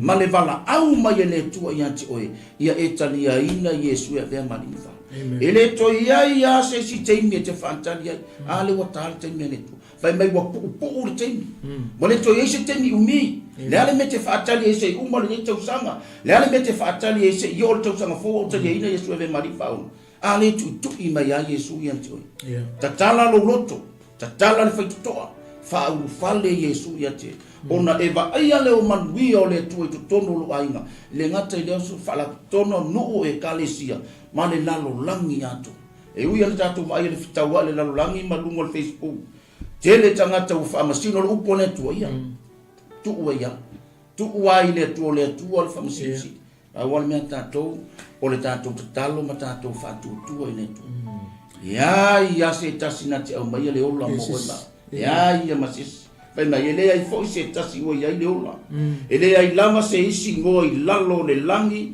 ua ilalo le langi ua fo ina mai i tangata e mawhai ai ona whaola ina i tato ele ia langi ma le taro langi na o Yesu wa le tangi o mea nga o ia lava na au mai le ola ale na au mai le tulu na alu i lungo le santo ina ia mama oi mama tangata na sala ale mo uma ona fata unu umea le alofa le tua le punu na welo na loto ia o mai mana na fa na tonu le falta ia awane sei courses o lo sei tua ki ngai mai polonga a o lo no foto no falta a fai me o lo ainga e manuia o le mete alo i te manuia o a me fai o la longo a me mate fai e manuia ona ia la e te no foi to tonu o Yesu la e te bo e tali ina Yesu ave manifa awane e to erbesi mai ai ke vai rai o ame ke ame fai e manguia me o lo ai ke ame fai awani e fa pe mai o fai atu le wa fa le nga ina le tautinga o pol kalambe o lo ai le no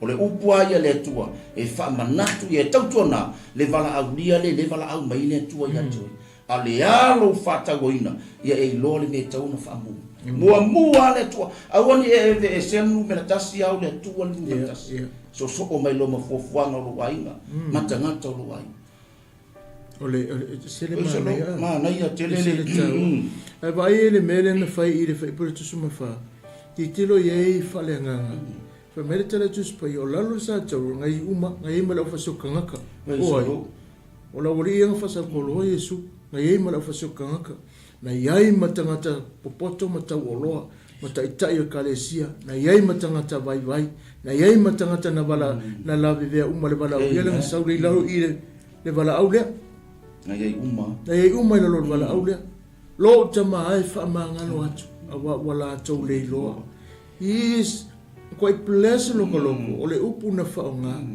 awa wala tau le lo le me wala tau faia te roe e iwa lo tali mai tu sa male me la te mala ma a fe mai Yesu lo tama ai na o maliu mo tangata na te le o loa fa pale ke kai mea o mela la tala to sale to la tu fa metale tu spa ia o lo tu fa pulwanga o ia mo tato fa tu mo tato o lo fa ia le ngalwe o mana bala au ile la lolangi fa tonga ile langi a lo fa mai ma ngalo o le winga le fa mai o lalo uma ona au na yai uma tangata na yai tangata faso tangata yai tangata tai o lotu tai o le au milioner ma poto mala tau fai mea le anga uma sai lalo i e o tangata vai tangata le ato toa fai mai nei lalo uma i le bala au le a o yai o ia le mati la tila i le lalo langi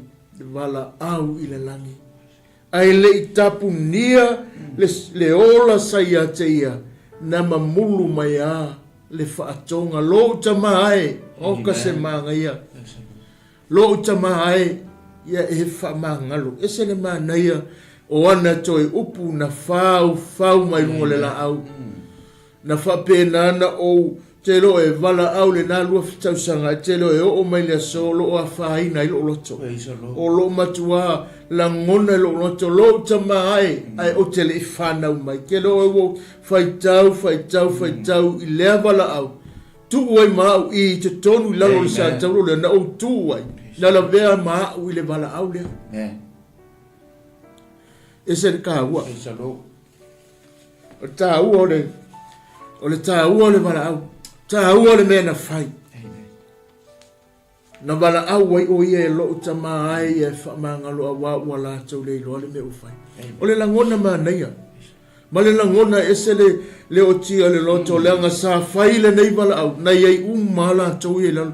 Iai tutu e ma le whasutanga. Ta mea me tala tu sa mātai o mta poe. Pe mai le moni mau le mātai o mta profitu le mawhawha mai. Le tala teitai au mai e monia o ia o le alo le atua. E moni lava o ia le alo le atua. A lena vala au le ilo asis. Fai o le lalolangi le taimi na e o ia a o le taimi fo i na ua whape na i na e tina. Samuai ma le atunu pele i le loto. E le i wha amuta Iesu i lonati. A na wha i ule vala au ua wha atonga lo tamai. Wha maa ngalo. A wala tau le ilo le me ufai. Kise me mai.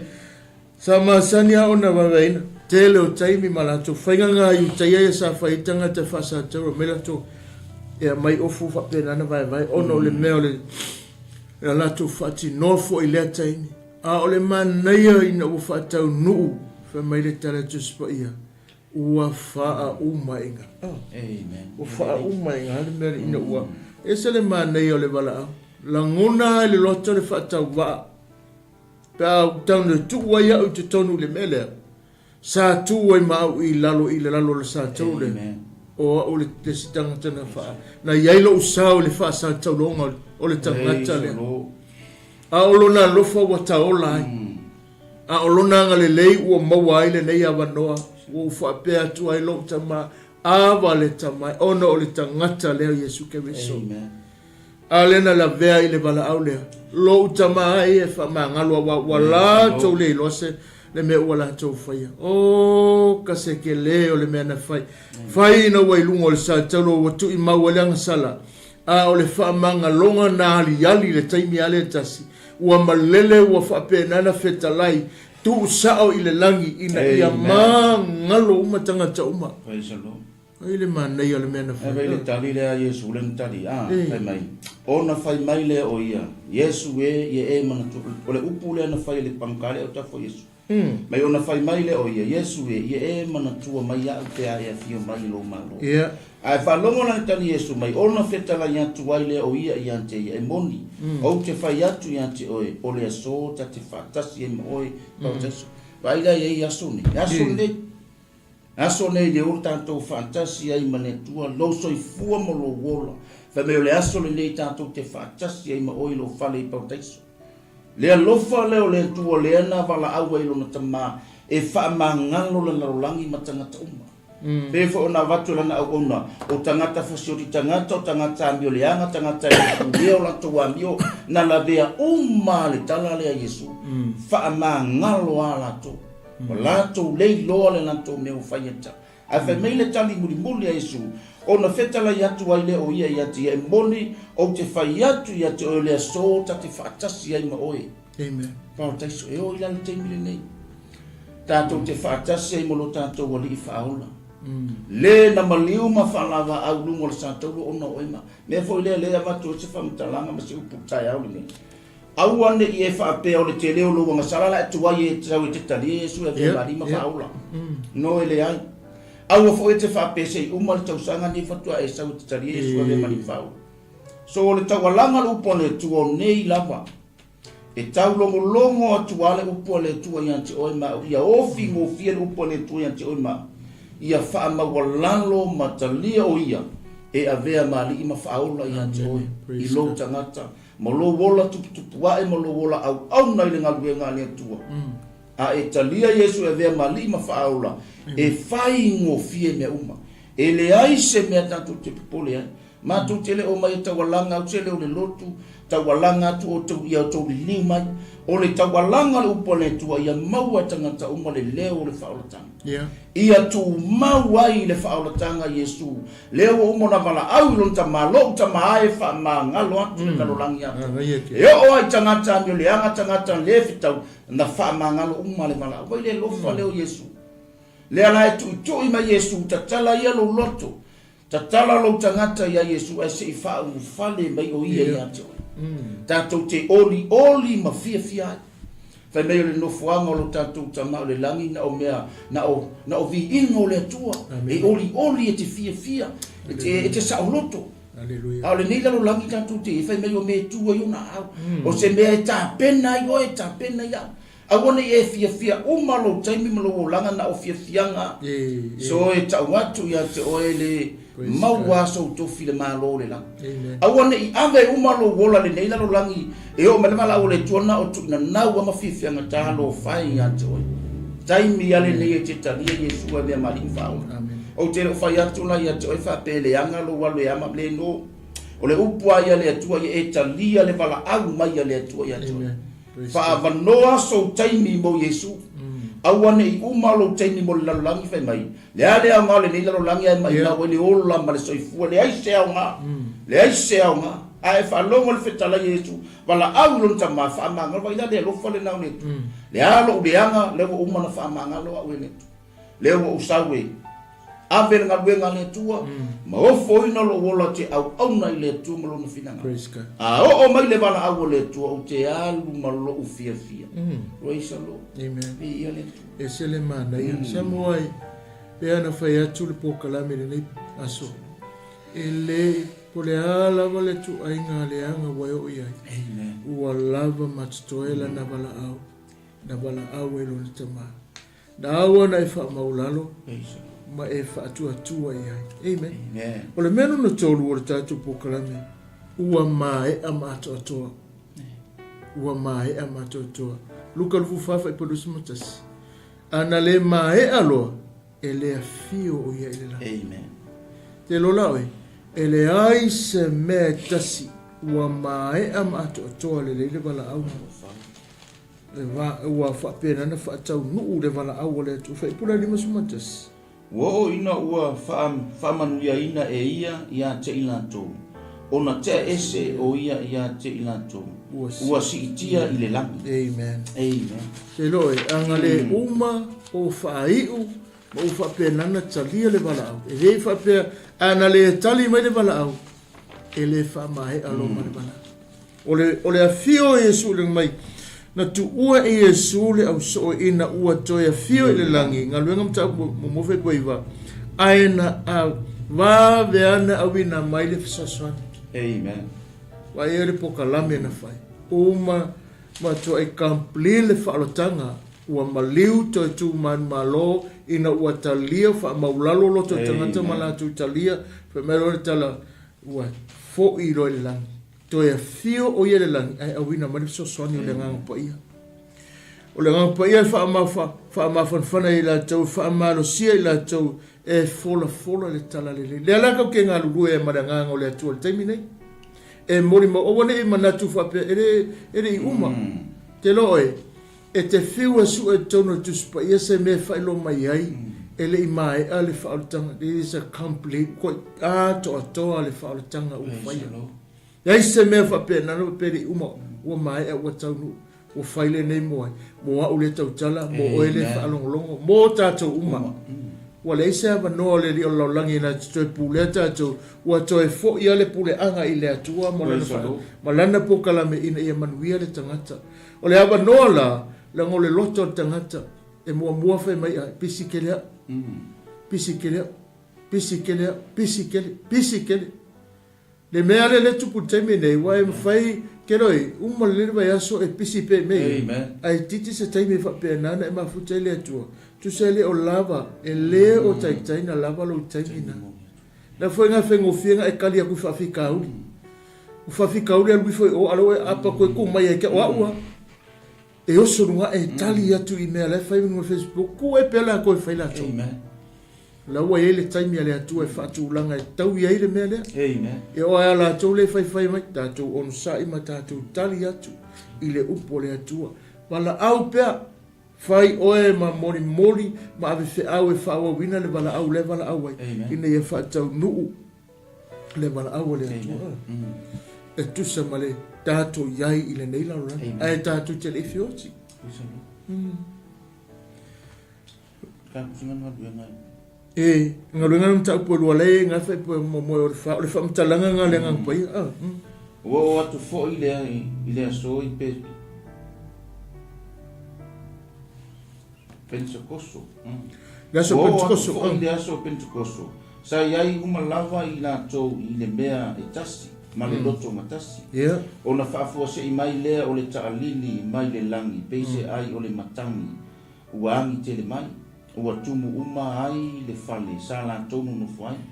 Ua i loa fo ia i la tu o lau faiwa, peise ai o le afi ua vai ina, ua nofo i la tu i lunga, taito tasi, ua whaatu tumu ina fo i la tu uma i le anganga pa ia, ma ua fua ai ona tautala i le ngangana esi, pei ona fo ina mai i le anganga o le ngangana ia te ina tō. amen Amen. le laua kako ia i le taimi nei leua mae a le galuega le au faataunuu le polomise e folafola mai e iesu aua le tuua seʻi fio mai le tatou fesoasoani lea la tatou te galulue faatasi ma le fesoasoani le i le taimi lenei e mai le faamatalaga mai i le aso nei ua maeʻa le galuega a le faaoletaga ni tapena iesu mo le lalolagi lenei o le mea le faatali o loo iai o ia i le lagi le tutamatau o le atua lo nofo ia ma le pule o le lagi ma le lalolagi faaatoatoaga o le tausaga ma le faataunuina o le pokalame le atua le ua taoto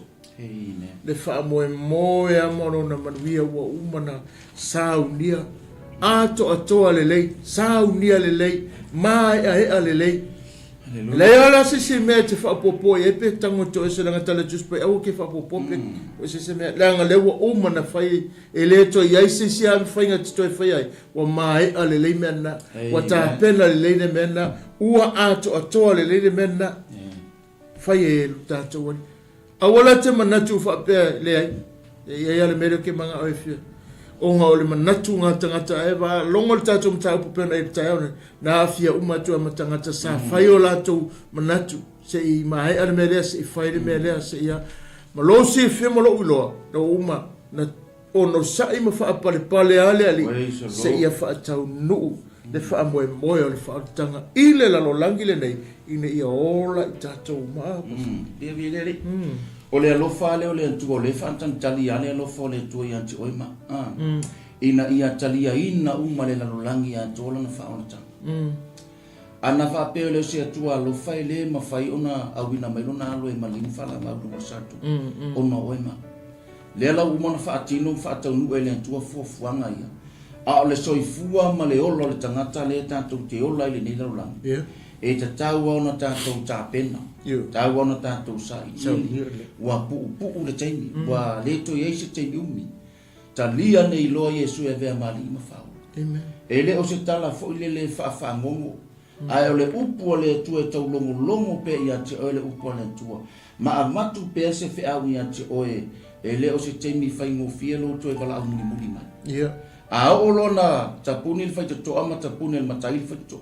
E le mawhai ona tātou to e mwhai tatala. Me fo ile le tawala ngai le upo le tua. Ina ia tupu ai pelo fatu tua malo tari tonu i le tua. Le ale tua inga o langa le tātou te o lai ma wha mai maua le teimi. Talia nei. Te lo e tutusa Yesu nei matai au. E tutusa Yesu le aso e tasi ma aso e tele.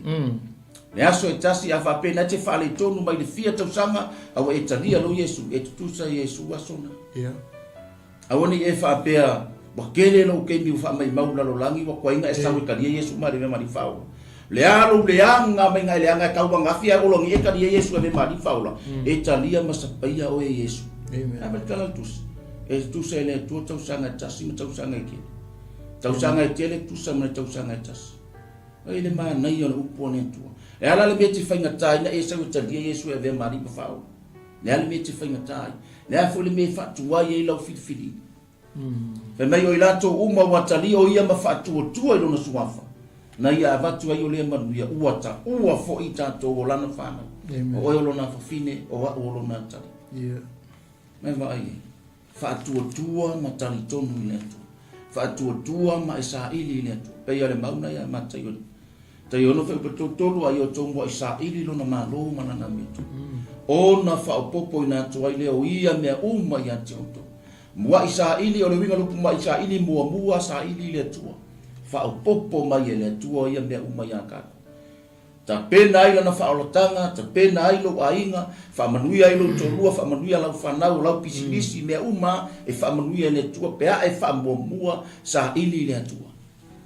Ona fa manuia mai le tua, ma fa popo mai le tua, mea uma ia te o e te ola, ma e manuia. Ne vai le il whainga ngaluenga le tua. E fia ma e oli. E ai se me tinga ai le me matai o to umo e tina inga ma mafatia venga. Ale ye Yesu. Ve me yola na amo e mama. Ala ka ko wam. Ne nga fia sing ma mafol ka ko wam. O le tala lea ma le upu lea. Ave la wamo ya Yesu e mai le amo Yesu fa me le amo le se pona le se ila le se manu. O le file nuia mana. E anu foi fa yo fi au mo tiu to lo wa inga. Oli alo loto. Fia o ile tu o atala tanga te fai meto oi. A fai wa i lo fa o tanga. Oli alo loto. Tu wa me ye sa sa vidi ai vele spiritu. Ai oli a oi. Ma e tali ina le vala au mai le tu ia tu. Ma e fa o nga ina ma e tali ala na vala. O malte mi mul. Ele ko e ya se fa lo ma confesili o. Ele wa lo vola fa ma. Esa lo. Ya, malo, leo tatu tanu masi uyo tatu po kalame. E matua e me tala matai o fu valu fe pesu i vai o to watu faino mana o fe au na lo fai pete longo pe. Tu salava po uma na faile bala au ia longo pe. Ya tatu mai le fai ungo le tatu sta ku leta ile mo pe teru mta pe toru valu male iva lo yai se fe au fa manatu pe. E fa ai waile na yaso. O lo fa pe nana tala no e tu se pe telu e fa manatu ia te ita tau le vaenga lea. Ina ia eiloa, e le fa tu ai mai le mai. Alo fa pe nana nga lue pe le atua ila na pokalame. Ia, o le lua pe telu tau pe tolu ba. Tau pe tolu fai pole man. Ai awane i lilo ia te o tou le nei mea. Ai awane i lilo ia te o tou le au pe le nei mea e tasi, e tusa i luma o le le aso e tasi, ma tausanga e afe, o le afe fo i o tausanga, e tusa ma le aso e tasi. E le fatua i mai le i le mea, na fola ina mai, whaapei o le manatu, o isi tangata, i le fatua i mai, ai pei tai, ua ono sa i mai lava o ia te i tantou, ona ua le fina ngalo ia whano se tasi, ia o uma lava i le salabo. Amen. O inae te se puea mai sa moa ele nei tai au. Whamanatu ngā le tustala Petelu, po le apostolo e toi whamanatu. Ina nei whatu wailau whiwhiringa, te tusa le atua le aso e tasi ma tausanga e afe. Afe tausanga ma le aso e tasi, e tu tusa i le atua.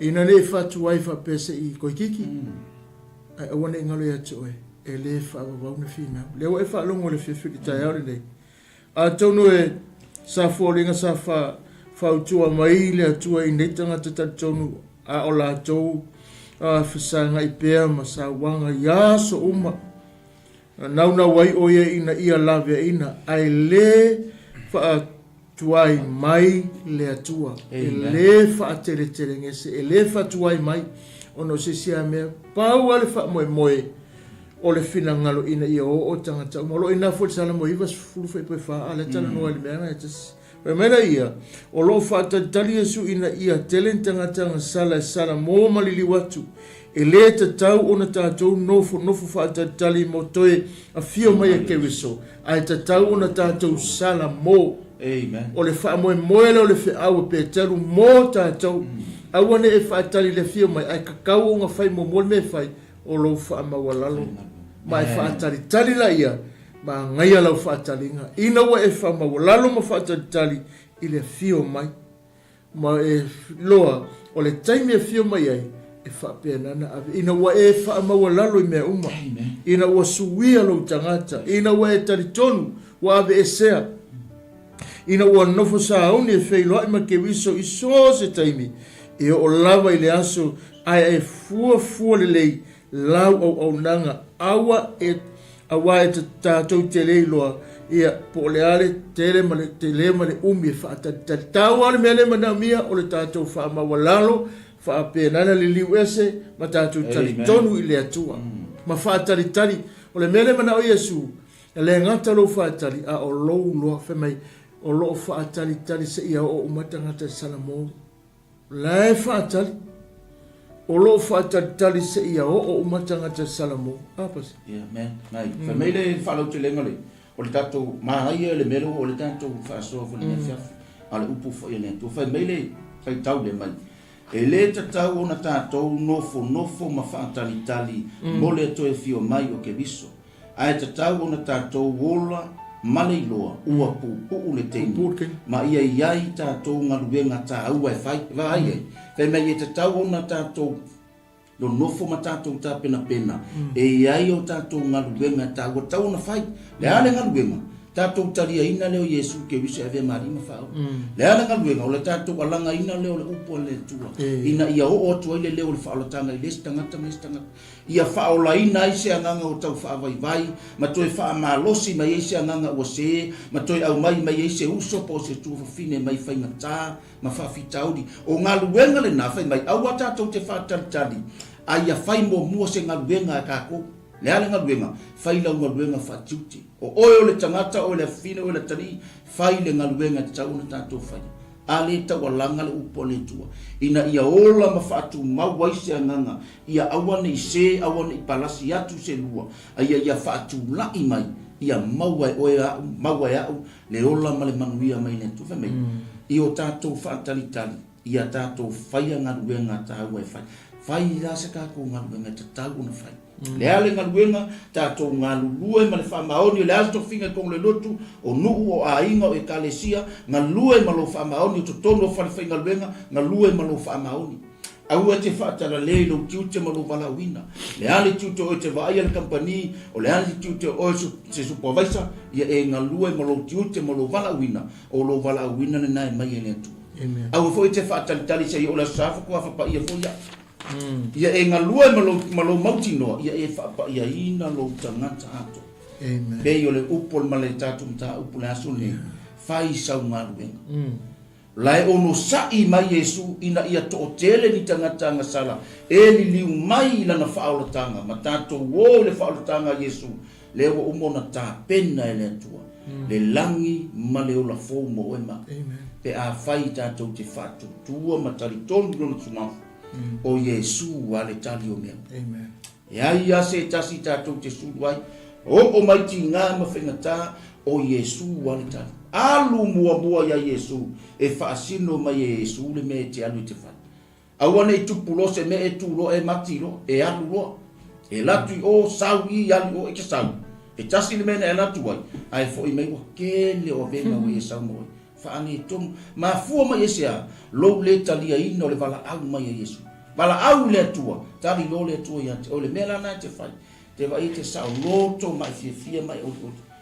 E ai se whale tomu, e manuia fo i mea umai te whai. E isa lo.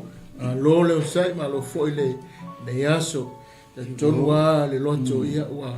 No fua ele a fionga le atua le fina. Alo fe mene fe so e lua no mta upo lua fai po walu le fai tau atu. Awa o le alofa tu no na fa ola ina ita tau. Fa tu atua ele mai na te o tau fo ile ai. O le mea fua i fua ina mai le atua. O le fina ngalo lama na le atua. Ele fa ilunga ina po ai au tangata uma. Fa pena na salamom fa tu atua ia te ia pena fa alonga.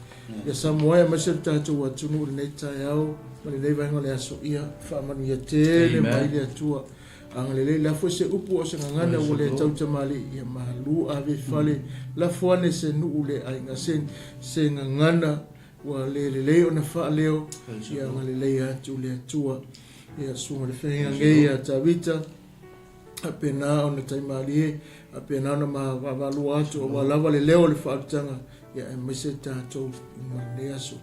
Whamanu atu le atua ile nei aso le tātou ainga, e maise lunga o le tātou Facebook Live, a pia fwere YouTube channel, pa anga lo lātou mai mo mata whamanu atu le atua, tāpo inga mau, tātou tua asin sina, me se fwere o ona le atua, so stafa mau ua mai e toi whaatalo, whamalo, whamanu ia tele, le atua i mo le nei tae au, me se fwere le tapua mai fo el sunga fatonu nei ya mai se sunga to ina ya fo le vi inga le atua lo matou tamai to mo moli le vi inga ma le loto fa maulalo senga ngana o fa le tonu fa mangalo fa man via la ufio so se tasi na ma ua le nei pokalame ia la ngona ina le loto mai ya fa taua ina e la to o le fe au e fa manatu to e moli e fa pena na fa lo tele fa la i au e to ta pena ai ta talo ia fa manuia so mato atu ni tuta fa fa sa ingo to neiva